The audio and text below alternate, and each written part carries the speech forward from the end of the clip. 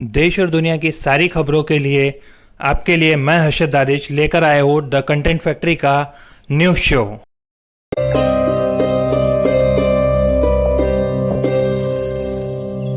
अभिनेता इरफान खान के मृत्यु के बाद बॉलीवुड अभी उभरा था कि ऋषि कपूर के जाने की खबर आ गई। ऋषि कपूर का दोपहर चंदनवाड़ी में शमशान घाट पर अंतिम संस्कार कर दिया गया। यहाँ उनकी पत्नी नीतू कपूर अपने बेटे रणबीर कपूर समेत 24 लोगों के साथ मौजूद थे। उनकी बेटी रिद्धिमा कपूर सहानी दिल्ली में है। उन्होंने पहले डीजीसीए से चार्टर्ड प्लेन से जाने की मंजूरी मांगी थी, जो कि उन्हें नहीं मिल सकी। अब दिल्ली पुलिस ने उन्हें सड़क रास्ते से जाने की मंजूरी दे दी है। रिद्धिमा 1400 किलोमीटर सफ़र का रास्ता सड़क से तय करेगी। इसके लिए पिता के अंतिम संस्कार पे वे नहीं पहुंच सकी। जम्मू कश्मीर में लाइन ऑफ कंट्रोल के पास पुंछ में गुरुवार को पाकिस्तान की ओर से इफ्तार के वक्त भी गोलीबारी की गई। घर के बाहर 16 साल का लड़का खड़ा था, जिसे मोटर का स्प्लिंटर लग गया और उसकी मौके पर ही मौत हो गई। उसके घर में रोज़ा खोलने की तैयारियां चल रही थी, लेकिन परिवार रोज़ा नहीं खोल पाया। रमज़ान के महीने का आज 6वां दिन है।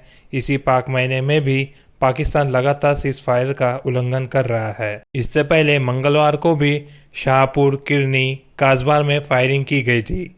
सोमवार को इफ्तार से पहले भी पाकिस्तान ने सीज फायर का उल्लंघन किया था।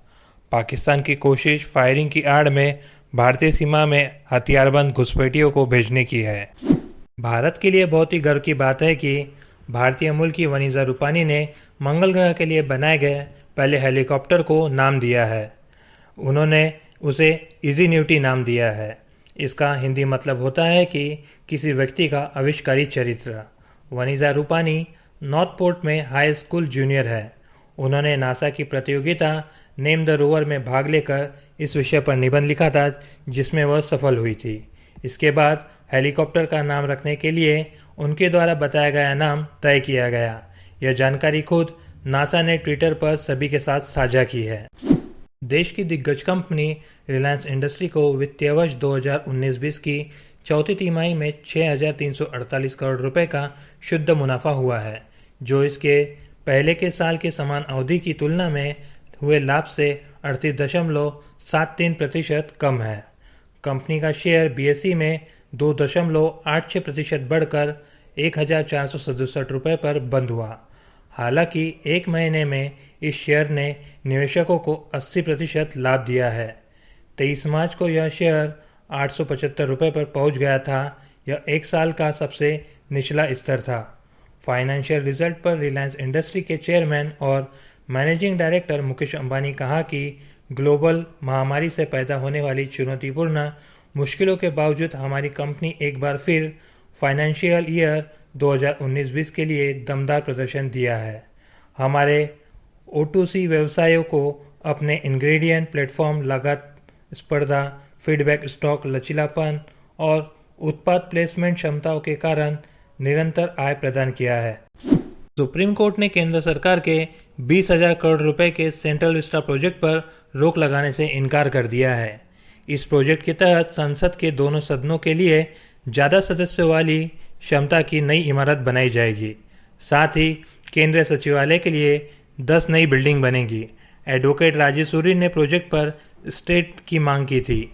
चीफ जस्टिस SS बोबड़े की बेंच ने गुरुवार को वीडियो कॉन्फ्रेंसिंग के जरिए इस पर सुनवाई की। याचिकाकर्ताओं की दलील थी कि इस प्रोजेक्ट के तहत लैंड यूज में अवैध तरीके से बदलाव किया गया है। जस्टिस बोबड़े ने कहा कि ऐसी एक ही याचिका पहले से पेंडिंग है, इसे दोहराने का कोई मतलब नहीं। स्टे लगाने की जरूरत नहीं, क्योंकि कोरोना के समय कोई कुछ नहीं करने वाला।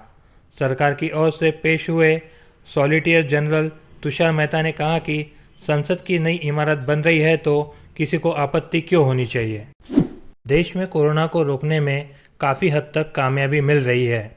स्वास्थ्य मंत्रालय ने गुरुवार को बताया कि लॉकडाउन से पहले देश में संक्रमितों की संख्या हर 5 दिन में दोगुनी हो रही थी। अब यह 11 दिनों में डबल हो रही है। कई राज्यों में डबलिंग का रेट इससे भी अधिक है।